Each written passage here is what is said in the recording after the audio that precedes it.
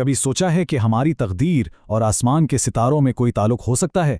آج ہم پادری نذیر لال کے ایک بہت ہی دلچسپ باز خدا کا ستارہ کو سمجھنے کی کوشش کر رہے ہیں۔ آئیے دیکھتے ہیں کہ اس میں کیا اہم نکات ہیں۔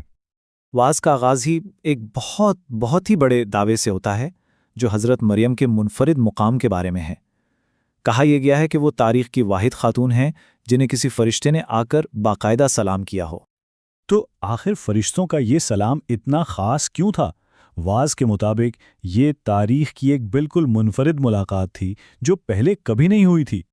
اس نقطے کو اور گہرائی سے سمجھنے کے لیے واز میں ایک موازنہ کیا گیا ہے۔ دیکھیے، دوسرے انبیاء کو خدا کی طرف سے براہ راست پیغامات ملے، لیکن صرف حضرت مریم کو جبرائیل فرشتے نے باقاعدہ سلام پیش کیا۔ یہ صرف ایک پیغام نہیں تھا بلکہ احترام کی ایک ایسی علامت تھی جو کسی اور کو نہیں ملی۔ اور یہ جو انفرادیت کا خیال ہے نا، یہ صرف حضرت مریم تک محدود نہیں ہے۔ واز اس کو آگے بڑھاتے ہوئے ایک بہت ہی دلچسپ تصور پیش کرتا ہے کہ ہر انسان کا اپنا ایک ستارہ ہوتا ہے جو اس کی تقدیر کی علامت ہے۔ اسے تقدیر کا ستارہ کہا گیا ہے۔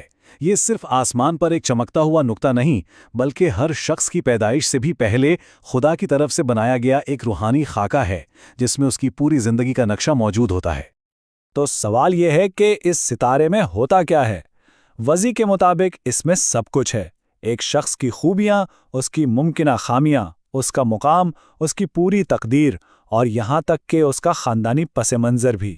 یہ ایک طرح سے ایک مکمل کائناتی شناختی کارڈ ہے۔ اور یہ ستارہ کوئی چھپا ہوا راز نہیں ہے، یہ ایک نشانی ہے جسے پڑھا جا سکتا ہے۔ اس کی سب سے بڑی مثال مجوسیوں کی ہے، جنہوں نے نومولود یہودیوں کے بادشاہ کو اسی کے منفرد ستارے کی پیروی کرتے ہوئے تلاش کیا۔ لیکن یہاں ایک اہم سوال پیدا ہوتا ہے۔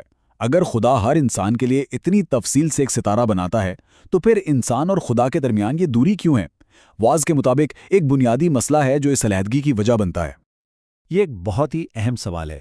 اگر خدا کو اتنی پرواہ ہے تو پھر یہ علیحدگی کیوں موجود ہے؟ یہ وہ بنیادی تضاد ہے جسے واز حل کرنے کی کوشش کرتا ہے۔ اس دوری کی وجہ واز کے مطابق صرف ایک لفظ میں ہے: گناہ۔ اسے ایک ایسی رکاوٹ کے طور پر پیش کیا گیا ہے جو انسانیت کو خدا کے قریب آنے سے روکتی ہے۔ تو پھر ماضی میں اس مسئلے کا کیا حل تھا؟ واز پرانے زمانے کی جانوروں کی قربانیوں کی طرف اشارہ کرتا ہے، لیکن ساتھ ہی یہ سوال بھی اٹھاتا ہے کیا وہ واقعی ایک مستقل حل تھیں؟ دراصل مسئلہ یہ تھا کہ یہ ایک نہ ختم ہونے والا چکر تھا۔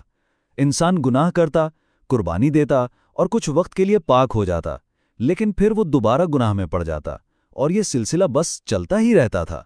یہ کوئی مستقل حل نہیں تھا۔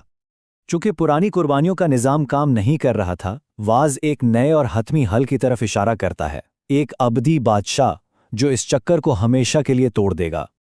اس بادشاہت اور دنیاوی بادشاہتوں میں فرق کتنا بڑا ہے؟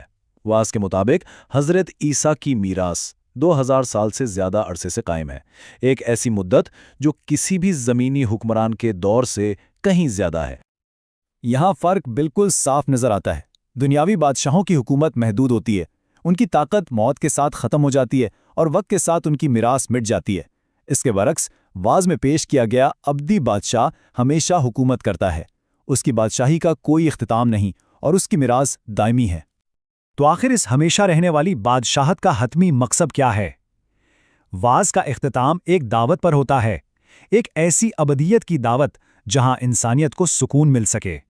یہ حتمی وعدہ ایک ایسی بادشاہت کا ہے جہاں خدا کے ساتھ ہمیشہ رہا جا سکتا ہے، ایک ایسی جگہ جہاں رات، آنسو، غم اور تکلیف کا کوئی وجود نہیں، یعنی زمینی زندگی کی تمام مشکلات کا مکمل خاتمہ۔ تو آخر میں یہ واز ہمیں اس سوال پر چھوڑ جاتا ہے، انسانی تقدیر کے لیے ایک ابدی بادشاہ کا تصور اصل میں کیا معنی رکھتا ہے؟ یہ ایک لازوال مسئلے کے مستقل حل کا وعدہ ہے جو اس واز کا مرکزی پیغام ہے۔